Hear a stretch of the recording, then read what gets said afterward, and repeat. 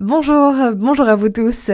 L'audience a finalement été reportée au 6 mai. Une mère de famille de 45 ans devait être jugée hier au tribunal judiciaire de Dijon pour violence et menaces sur la professeure de son fils et un membre du personnel éducatif. Elle a été placée sous contrôle judiciaire avec interdiction d'entrer en contact avec les deux victimes présumées notamment. Selon les premiers éléments partagés par nos confrères de France 3, le fils de la mise en cause dit avoir subi des violences de la part de sa professeure. Je cite, un petit coup de pied au postérieur et une petite claque derrière la tête. La semaine dernière, selon plusieurs témoignages et une autre professeure du lycée, des marques d'or. L'info, c'est aussi ce choc entre un poids lourd et un véhicule utilitaire ce lundi sur l'A39, dans le sens Bourg-en-Bresse-Dijon.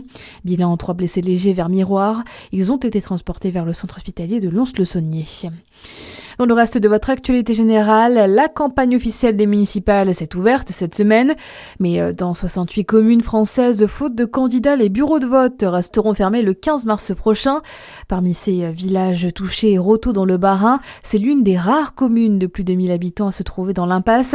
Son maire Marc Cher nous explique comment la mairie va fonctionner dans les semaines à venir. Il y a, si vous voulez, la préfecture qui prend le relais, qui nomme ce qu'on appelle une commission spéciale, fait de 3 personnes qui sont généralement neutres. C'est généralement des gens, des fonctionnaires, soit des impôts ou de la préfecture, etc. Très souvent, c'est des personnes à la retraite, mais c'est pas une obligation, et qui sont là pour gérer les affaires courantes qui ne nécessitent pas, si vous voulez, de délibération du conseil municipal. Comme il n'y a pas de conseil municipal, c'est l'état civil, c'est ce genre de choses. Une période comme ça, un peu de transitoire, c'est jamais souhaitable. Une autre commune alsacienne de plus de 1000 habitants se trouve aussi sans candidat cette année, celle de Fréland dans le Haut-Rhin. Une femme sur 4 se dit en mauvaise santé mentale, résultat d'une étude Ipsos BVA pour le cabinet Cali Social. Plusieurs facteurs impactent la santé mentale des femmes d'après le sondage, le manque de temps pour soi, les difficultés familiales et la situation politique nationale. À ce sujet, la Maison des femmes de Besançon a ouvert hier. Objectif, proposer un lieu unique qui simplifie l'accompagnement des femmes victimes de violences et de leurs enfants si besoin. Au total, 29 employés seront mobilisés dans ce bâtiment de 1000 m² sur 4 niveaux rue Audrey.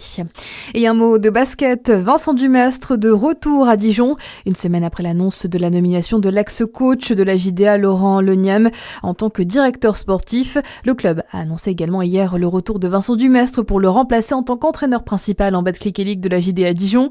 Il avait été assistant coach en 2017 jusqu'en 2024. D'ailleurs, prochain rendez-vous pour Dijon ce samedi face à Strasbourg, après avoir été battu 86-101 par Limoges samedi. Dijon, 10e du championnat. À suivre la météo sur Fréquence Plus.